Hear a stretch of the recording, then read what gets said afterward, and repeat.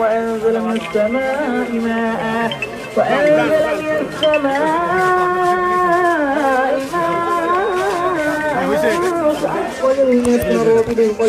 ঢাকা ৮ আসনের সংসদ সদস্য প্রার্থী মির্জা আব্বাস তিনি বেগম জিয়ার মাজার জিয়ারতে এসেছিলেন এবং আমরা দেখেছি তিনি কবর জিয়ারও শেষ করেছেন এবং তিনি খুব শোকাতপ্ত, তাকে দেখে আসলে বোঝা যাচ্ছিল এবং আমরা দেখেছি যে তিনি একজন আসলে ছবি তোলার জন্য তিনি বলছিলেন সংসদ সদস্য প্রার্থী মির্জা আব্বাসকে এবং তিনি কিন্তু তার আশাটি আসলে পূরণ করলেন। তিনি তাকে বলছিলেন যে ছবি তুলতে দিচ্ছে না কেউ আমাকে, তিনি তার সাথে দাঁড়িয়ে কিন্তু তিনি আসলে ছবিও তুললেন, সেটি আমরা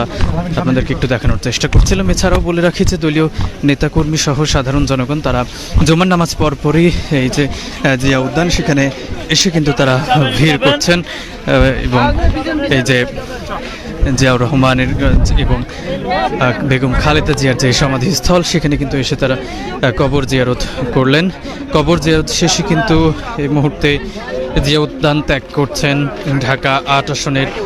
সংসদ সদস্য পদপ্রার্থী বিএনপি মনোনীত মির্জা আব্বাস আমরা দেখলাম। এছাড়াও বলে রাখি যে